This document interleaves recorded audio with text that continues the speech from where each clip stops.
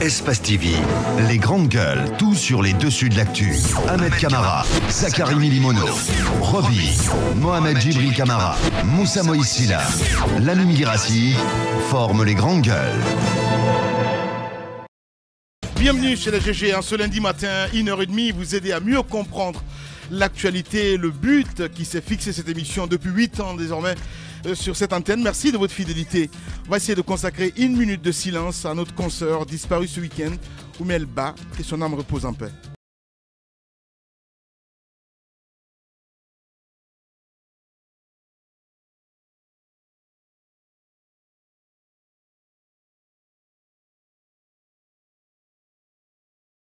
Les grandes gueules. Tout sur les dessous de l'actu. Ici, l'actu rime avec liberté de ton sur Radio Espace. Bonjour Ahmed Camara. Bonjour Lamine. Bonjour à vous Tamba. Bonjour Lamine. Bonjour Moussa Moïsila. Bonjour. Bonjour Roby. Bonjour. Bonjour Djibril. Bonjour Lamine. Bonjour Abakadalo. Bonjour Lamine, bonjour à tous. Allez, on s'intéresse à l'actualité évidemment. On essaie de revenir sur les faits majeurs. Politique week-end, on commence bien. Qu'est-ce qui te démange? Non mais il est bon de revenir sur la sortie médiatique du président de la République. Oui, mais tu es trop pressé. Oui mais oui, mais je sais pas parce que vous avez tout le temps des plans le matin. Je voudrais pas qu'on parle d'un autre sujet parce que je voudrais pas qu'on saute là-dessus. Il est important qu'on commence par ça. On commence par décrypter le discours du président de la République au siège du RPG Arc-en-Ciel parce que je ne suis pas d'accord avec on va laisser l'animateur gérer. On va laisser l'animateur gérer. On va le laisser gérer, mais je veux d'abord m'insurger contre certains de ses propos. Il est important qu'on revienne sur ce discours-là et qu'on le dissèque et qu'on l'analyse. Bien, Roby, mets un peu d'eau dans ton vin, s'il te plaît. On ne parle pas avec le cœur dans cette émission, s'il te plaît. On met ça de côté et puis voilà, on essaie d'analyser objectivement, ok? C'est vous qui dites que je parle avec le cœur. Ah ben si, on y va avec le discours. Bien. Alors. Allez, on va y revenir là-dessus dans un instant évidemment parce que l'actu majeure ce week-end, on le sait très bien, il y a Bandou Keïta, comme à l'accoutumée, qui est allé à la rencontre un petit peu des partis politiques, on va le dire comme ça. Ouais. Entre autres, Mohamed Mara a essayé en tout cas de décrypter là-dessus en ce qui concerne par exemple le PEDN, parce que là de ce côté, beaucoup d'inquiétudes, mais d'abord, peut-être on va y aller avec le PEDN et puis derrière on revient évidemment avec la nouvelle méthode, entre autres, chez Lansana Kouyaté, on va essayer d'écouter cela et puis derrière on va revenir évidemment là-dessus avec le concours des techniciens, voilà. Pas qu'en politique qu'il y ait des surprises. Il n'y a pas de surprise en politique. Sachez que si un homme politique prend une décision, c'est parce qu'il a évalué les inconvénients et les avantages de sa décision. La question de rallier pour le parti au pouvoir ou pas, je pense que ce débat n'est pas d'actualité au PDN. Est-ce que ça a été une erreur de la part du PDN de suivre Alpha Condé en 2010 ? Pas une erreur. S'il faut le refaire, nous allons le refaire dans le même contexte. On aime souvent le rappeler que quand vous voyez un animal courir, rentrer dans le feu, sachez que ce qui est derrière lui est plus dangereux que le feu. Nous menons la politique au-delà des clivages communautaires. Qu'est-ce que les gens disent ? Kouyaté est de la Haute-Guinée, il ne doit pas être dans l'opposition qui est dirigée par quelqu'un de la Moyenne-Guinée. L'opposition n'est pas dirigée, d'ailleurs. Et un chef de... Oui, un chef de... Les grandes gueules. Votre avis là-dessus, Ahmed Camara?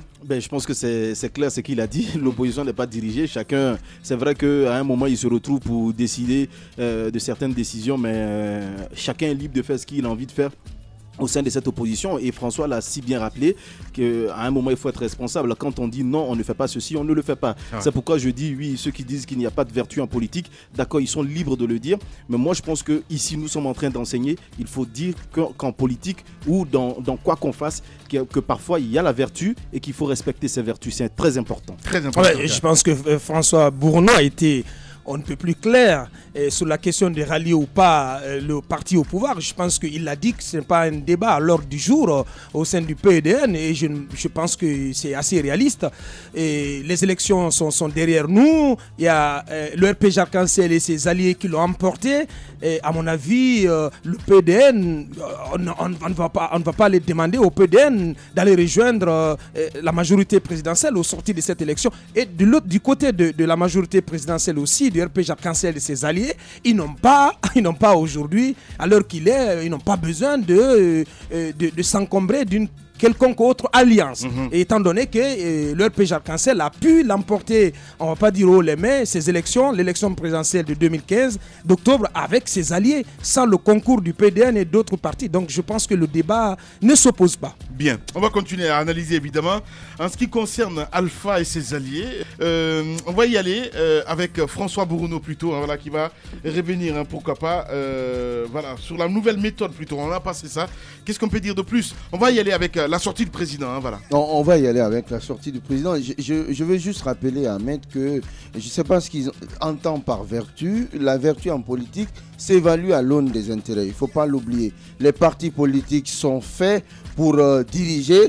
Les partis politiques sont faits pour être associés à la gestion. Si un parti politique ne trouve pas de compte à rester ou à végéter dans l'opposition, je pense que c'est tout à fait normal qu'il trouve d'autres alternatives. Et c'est ce qu'essaye de faire un certain nombre de partis politiques au lendemain de cette élection présidentielle. Revenons sur le discours du président. On dit aussi qu'un homme, c'est la parole. Voilà. Alors, on va partir d'abord avec le président, évidemment.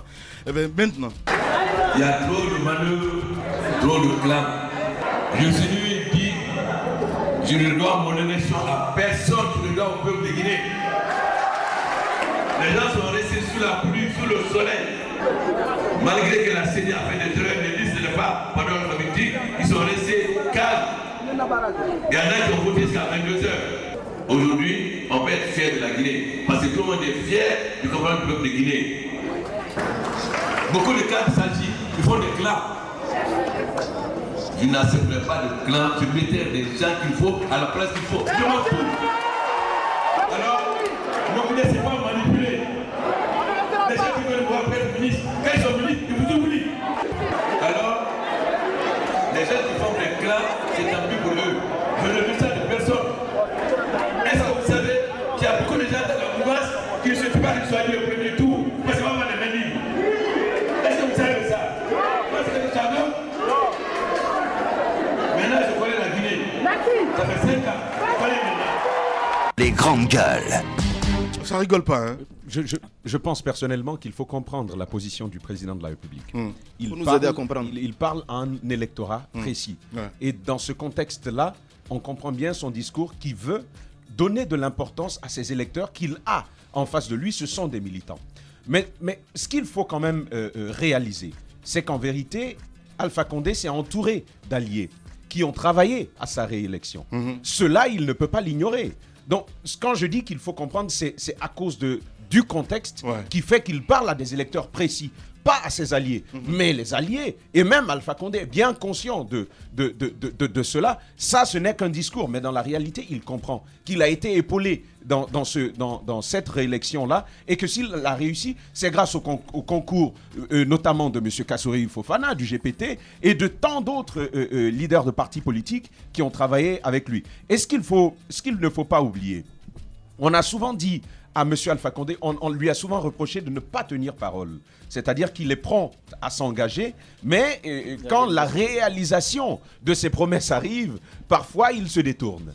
Alors aujourd'hui, il faudrait aussi, bien que nous soyons en politique, moi je rejoins carrément Ahmed Camara, et je pense que c'est à cause de personnes comme nos politiques que Amadou Hampâté-Bâ avait écrit cette lettre à la jeunesse africaine pour leur rappeler une des vertus centrales de l'Afrique, le respect de la parole donnée. Donc je reviens là-dessus pour dire que M. Alpha Condé doit prendre en compte, s'il veut en tout cas travailler avec tout le monde, évoluer avec tout le monde, il doit prendre en compte tous ceux qui ont participé à sa réélection et respecter notamment les conventions qui les ont unis. Alors moi, ce que j'aimerais dire, c'est j'aimerais d'abord me poser une question.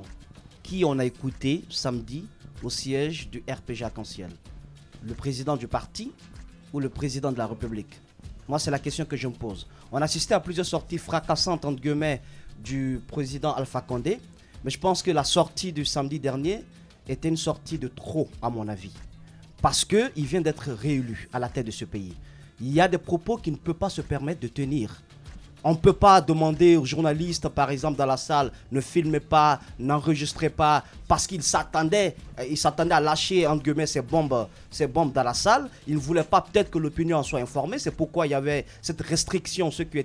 Les journalistes qui étaient présents ce jour peuvent le témoigner. Il y avait cette restriction. Mais vous ne pouvez pas pendant une seconde avoir le manteau du président de la République et l'autre seconde d'après avoir le manteau du président du parti. Ça ne peut pas marcher. Moi, ce que j'ai apprécié peut-être parce que je suis glouton comme vous autres dans ce studio, on a un appétit très aiguisé face au scoop. On a vu de comprendre qu'est-ce que le président a en tête, qu'est-ce qu'il pense de ses ministres par exemple.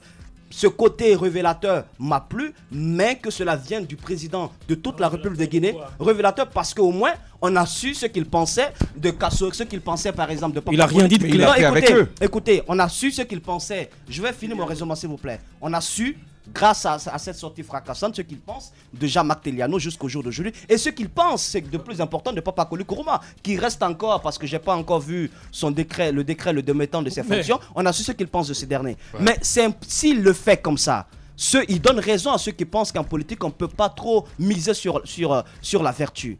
Parce qu'il a eu besoin, avant la présidentielle de 2015, avant octobre, le président Alpha Condé ne se serait jamais permis de tenir un tel discours. C'est clair. Avec tous les diamants du monde, il ne se serait jamais permis de tenir un tel discours. Il le tient parce qu'il sait qu'il n'a plus rien à perdre. Bien. Il n'a plus rien à perdre, il n'aura plus besoin de ses électeurs. Il n'aura plus besoin, non pas de ses électeurs, de ses alliances. Il n'aura plus besoin d'eux. Mais il ne faut pas le dire, nous sommes en Guinée. Quand vous voulez agir, quand vous êtes chef d'État, lorsque vous voulez agir, vous agissez avant de parler. Vous ne parlez pas avant d'agir. Moi, c'est le reproche que je lui fais. Il a peut-être compris aujourd'hui que beaucoup de ministres ne sont pas compétents, que beaucoup de ministres lui ont menti, qu'il y a des cadres qui sont bandits, qui sont menteurs, d'accord? Mais quand vous voulez nettoyer votre gouvernement, quand vous voulez faire une autre gestion, quand vous voulez mettre des hommes compétents, monsieur le président, agissez avant de parler. Et lorsque vous parlez, pensez à la République parce que vous représentez l'image de la nation. Moi, c'est ce côté que je n'ai pas apprécié. Allez-y, Roby. En attendant, il les a pas critiqués. Avant, ce sont les mêmes personnes qui ont battu campagne pour lui. Ce sont les mêmes personnes qui sont allées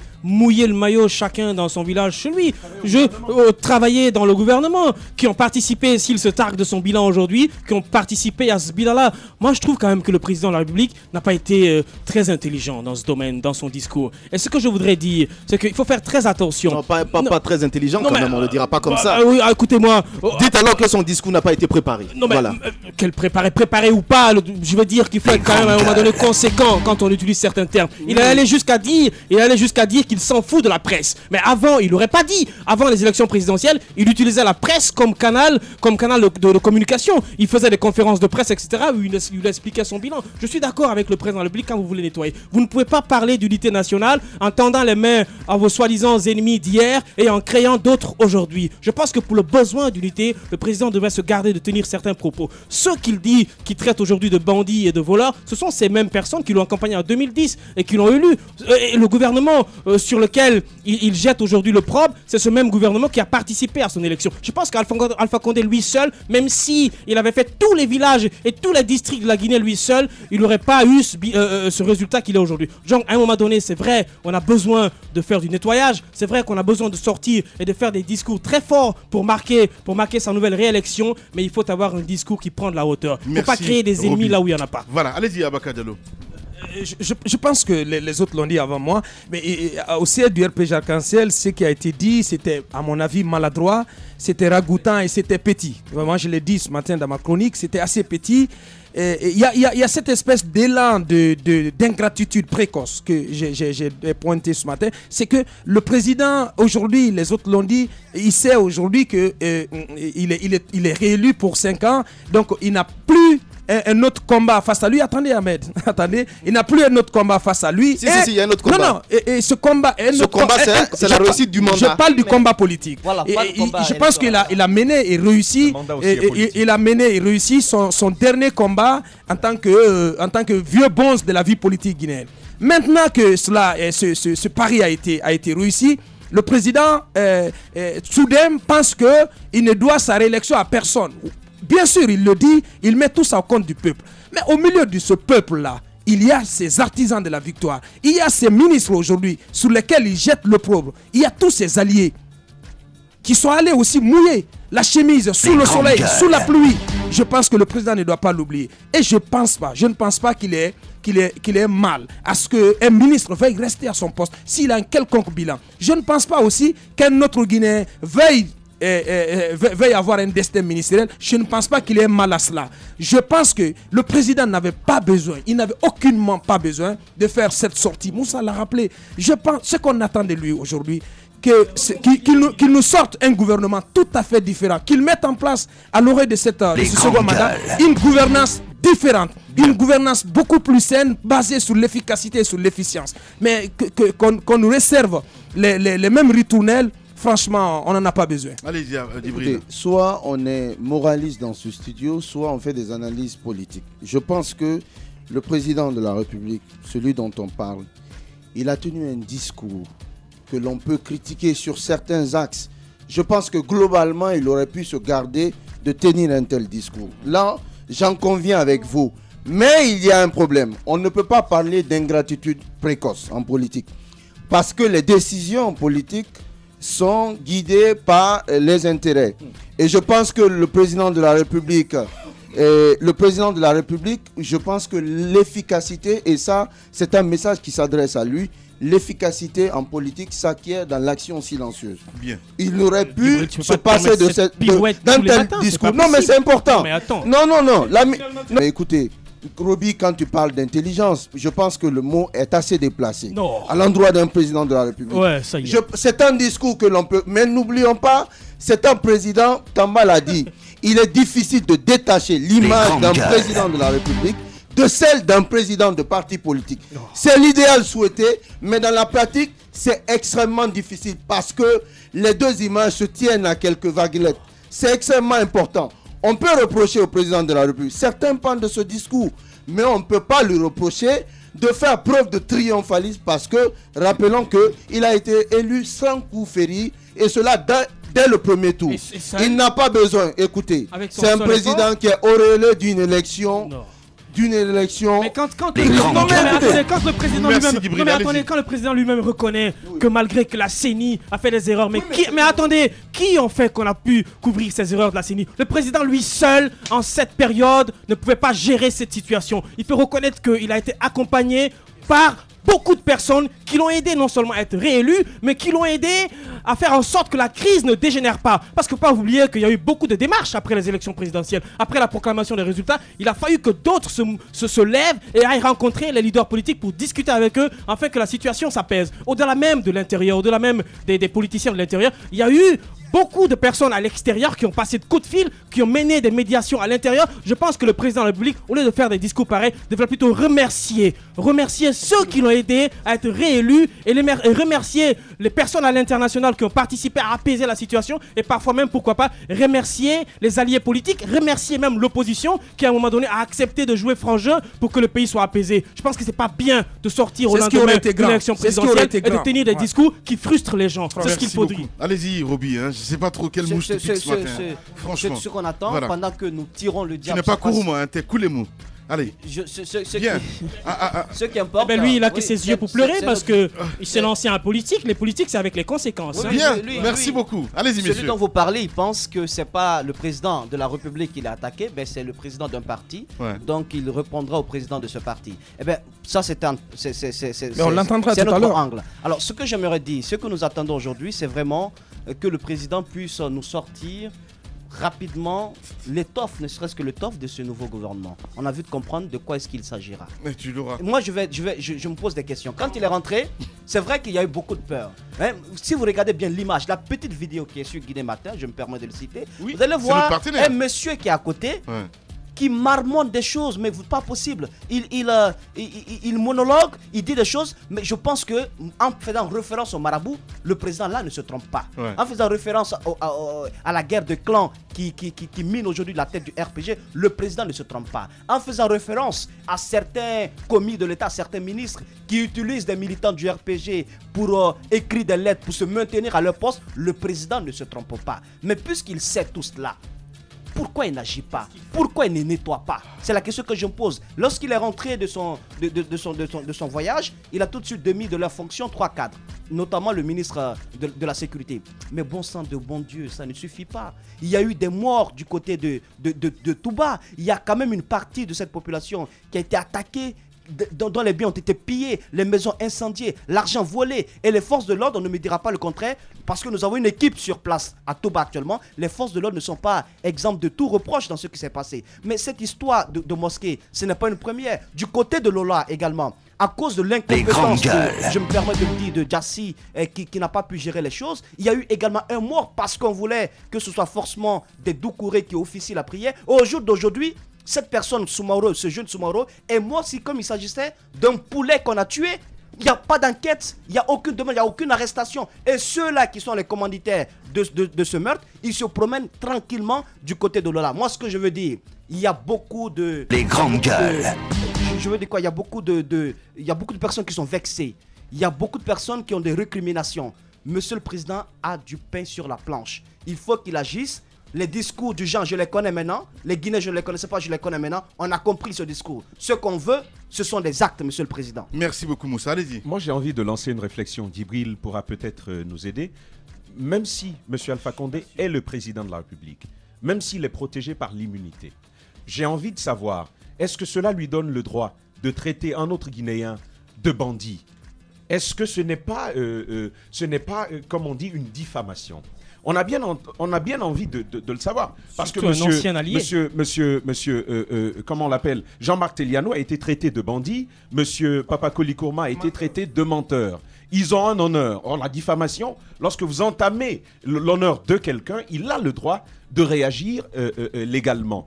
Qu'est-ce qui peut être fait logiquement dans cette situation? En tout cas, Monsieur le Président de la République est le Président de la République. La Constitution le protège de ce genre de propos. D'ailleurs, quand Roby a utilisé un mot tout à l'heure, certains ont réagi parce qu'il est le Président de la République. Mais est-ce que pour cela, ça lui donne le droit, lui, librement, comme il veut, de faire ce qu'il veut, de dire ce qu'il veut? Je pense que non. Il doit donner l'exemple par rapport à ces textes que nous avons. Merci beaucoup. Allez-y, Ahmed. Écoutez, je pense que les autres l'ont largement dit. Le Président de la République est carrément passé à côté de la plaque.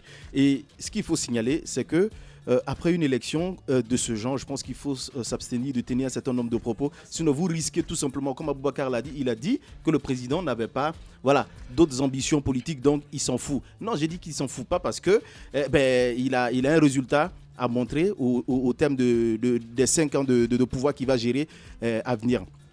Donc ce résultat-là, il va le faire tout seul, il ne le fera pas tout seul. Je veux dire au président de la République, s'il a envie de réussir ce pouvoir, s'il veut qu'il aille chercher que des sortants d'Harvard ou je ne sais d'où, mais tant que le président tient ce genre de propos, il ne réussira pas sa mission. Il ne réussira pas sa mission parce que vous avez des gens qui sont frustrés et qui passeront par tous les moyens pour mettre les bâtons dans les roues, même si, comme je vous l'ai dit, il va aller chercher ceux qui sont à Harvard, mais ils viendront travailler avec ceux qui sont sur place. Monsieur le président de la République, tentez de caresser parfois ceux qui dirigent avec vous, c'est important. Si vous lancez toujours des pierres sur eux, eux aussi, à un moment, lanceront des pierres sur vous et c'est vous qui allez avoir un mauvais bilan au terme de vos 5 ans. Voilà, allez, bienvenue chez les GG.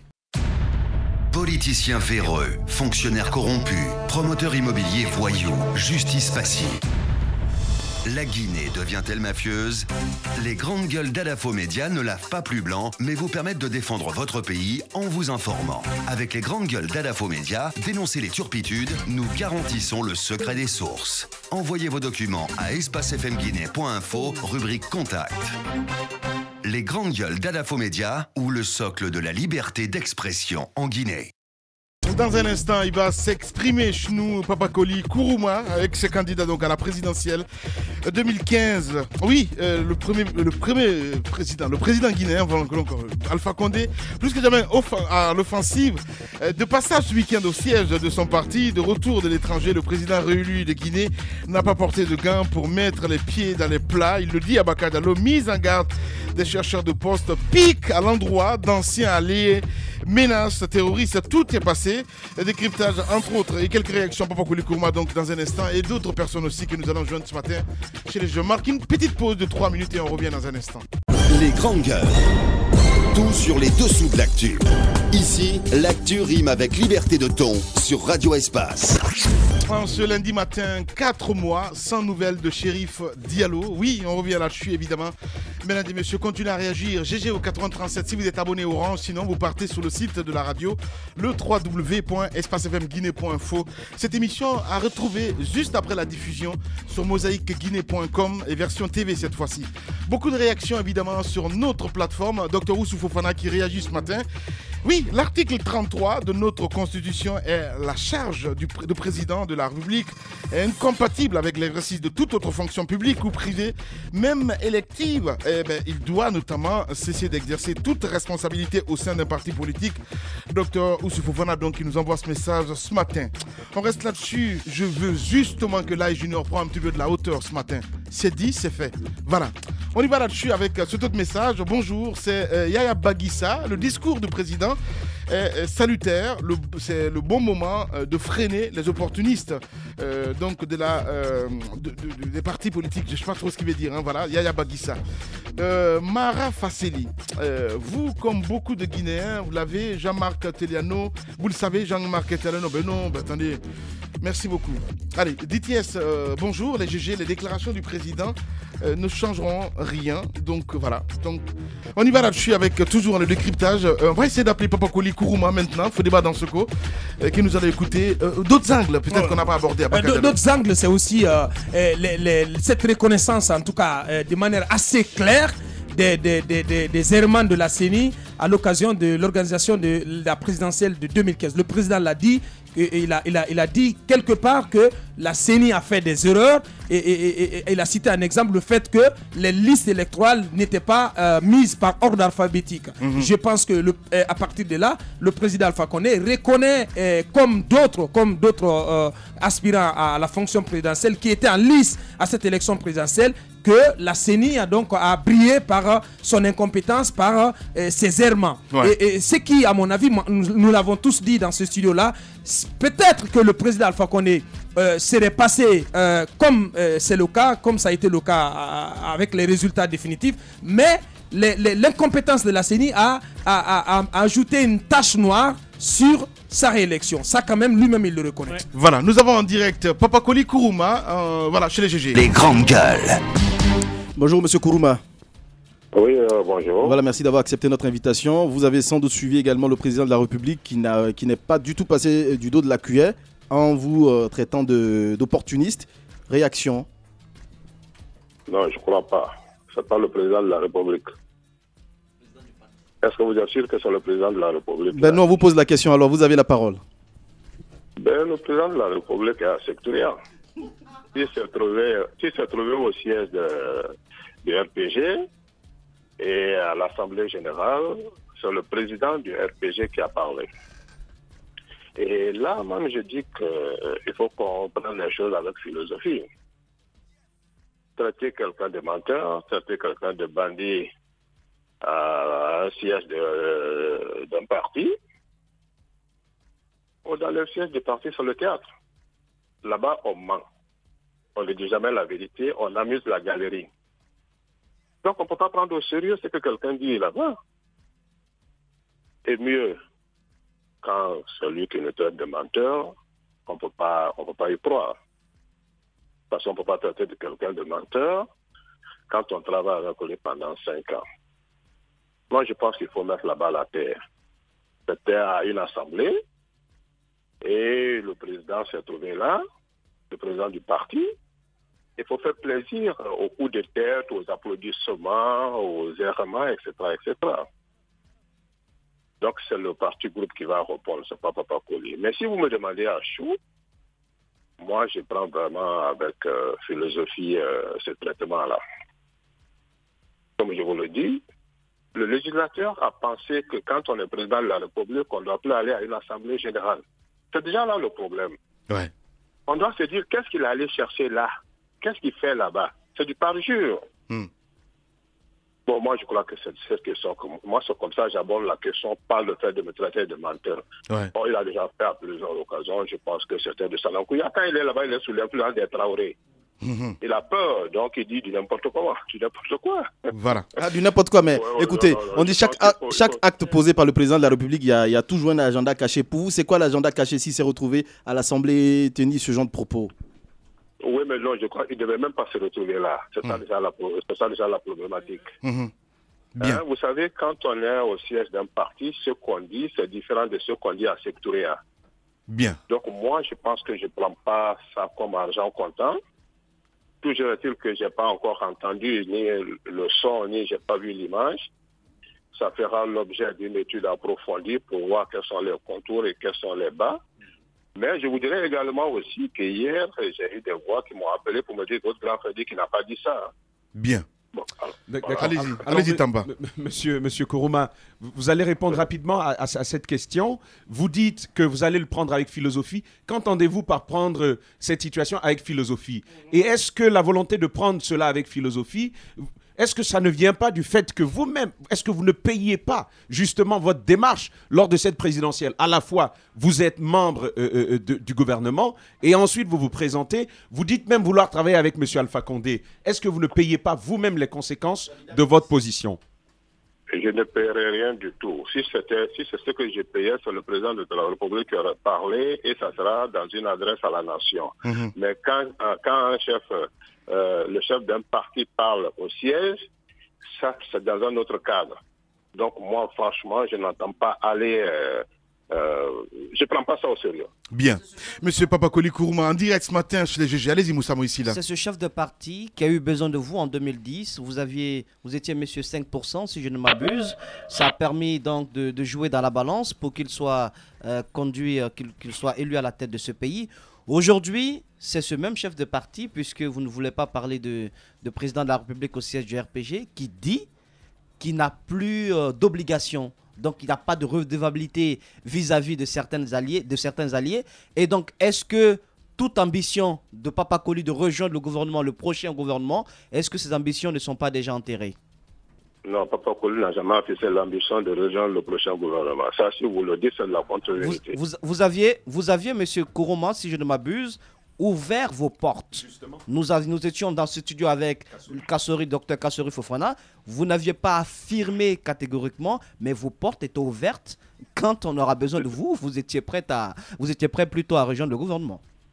Ah bon, vous pensez qu'on ne peut pas avoir besoin d'un Guinéen que quand il est dans le gouvernement? Mais non, monsieur Papakoli.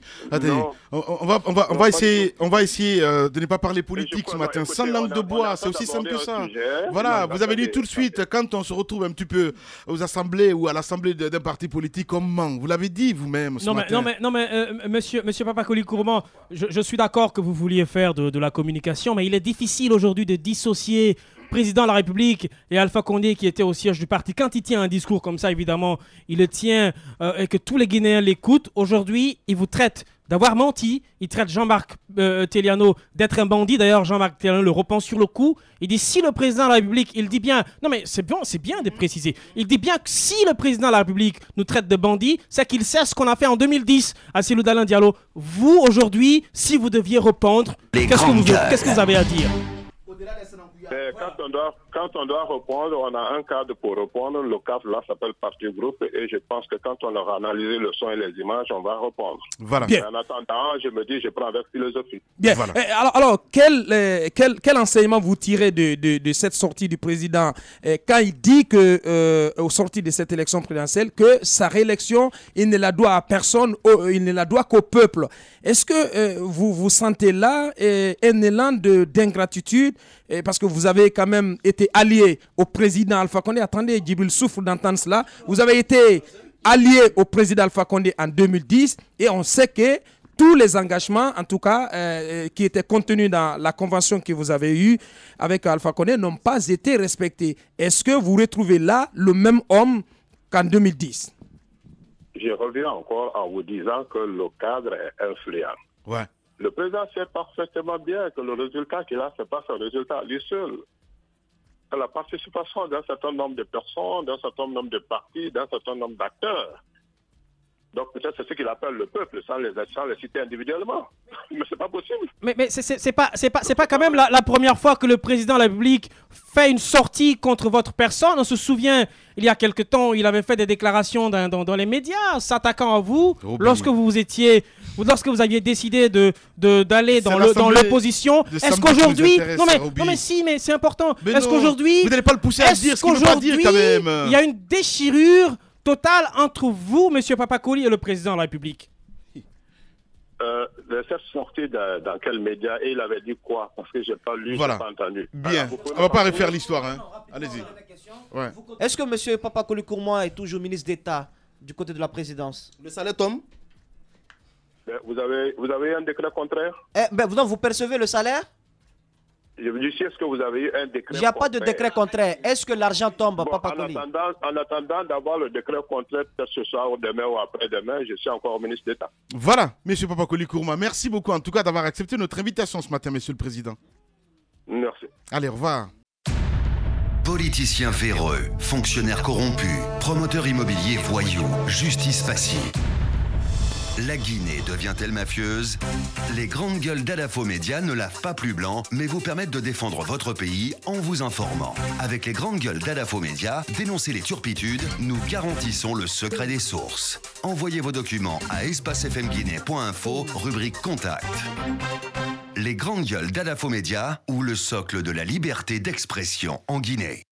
Voilà, continuez à réagir, hein. GGO 8037. Djibril, on a écouté Papakoli. On a écouté Papakoli, contrairement à ceux qui font de la surenchère. Papakoli Kourma, mais temporise, relativise, c'est important. Il faut prendre, quand on analyse les discours politiques, il faut le faire avec beaucoup de circonspection. Ouais. Parce que il y a ceux qui se disent... depuis samedi. Non, il y a ceux qui se disent... Ahmed, il y a ceux qui se disent au cours d'une assemblée d'un parti politique, hein, à laquelle le président n'aurait pas dû prendre. En tant que président de la République, il faut qu'il prenne de la hauteur. Mais demander à un président de la République de prendre de la hauteur est une chose. Et c'est un idéal. Ok, je suis bien d'accord avec les amis. Mais entre l'idéal qui voudrait que le président de la République prenne de la hauteur et sa propension à exercer, à faire de la politique à tout moment et en toutes circonstances, il y a toute une frontière.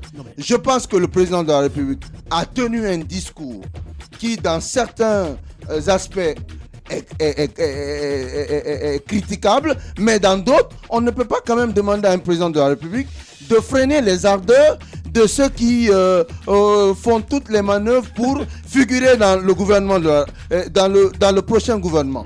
On ne peut pas demander à un président, s'il vous plaît, je pense que vous faites de la surenchère. Arrêtez de chipoter, arrêtez de couper les cheveux en quatre. Non, écoutez, je suis désolé, je suis d'accord que le président de la République, je ne suis pas d'accord qu'il lance des jurons comme ça à l'endroit de ses anciens alliés. Moi, Djibril, je trouve ça déplorable.